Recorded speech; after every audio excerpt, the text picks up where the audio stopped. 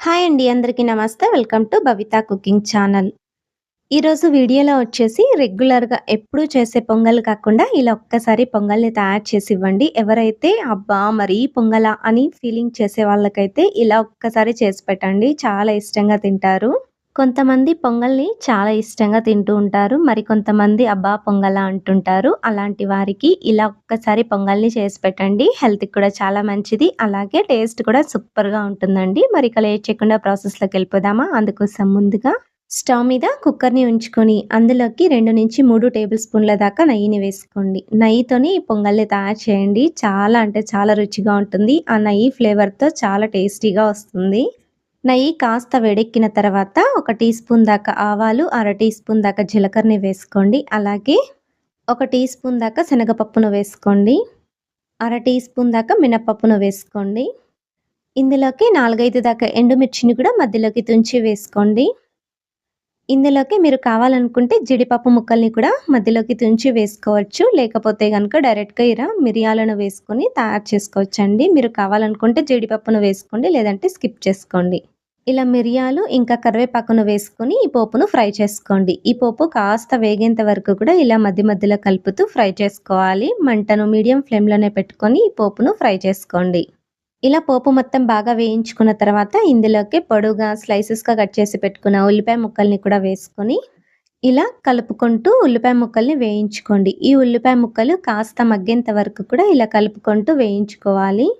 మంటను మీడియం ఫ్లేమ్‌లో పెట్టుకొని, ఈ ఉల్లిపాయ ముక్కలు కాస్త కలర్ వచ్చేంత వరకు కూడా వేయించుకున్న తర్వాత, ఇప్పుడు ఇందులోకి పచ్చిమిర్చిని మధ్యలోకి తుంచి వేసుకోండి. పచ్చిమిర్చిని మరీ ఎక్కువగా వేసుకోకండి. ఇందులోకి మరి మనము మిరియాల పొడిని కూడా వేసుకుంటాం కాబట్టి, మీ స్పైసీకి తగ్గట్టుగానే కొద్దిగా పచ్చిమిర్చిని వేసుకోండి. అలాగే చిన్నగా కట్ చేసి పెట్టుకున్న టమోటా ముక్కల్ని కూడా వేసుకోండి. ఒక అరకప్పు దాకా వేసుకుంటే సరిపోతుంది.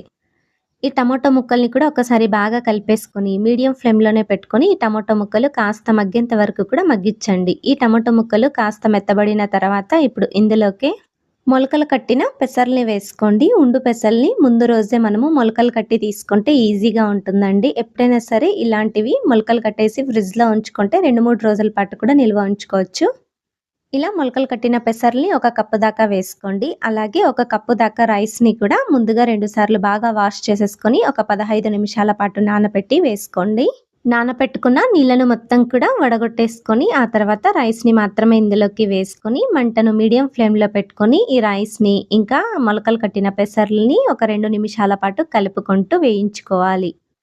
ఇలా రైస్‌ని కూడా వేయించుకోవడం వల్ల చాలా టేస్టీగా ఉంటుందండి పొంగలనేది.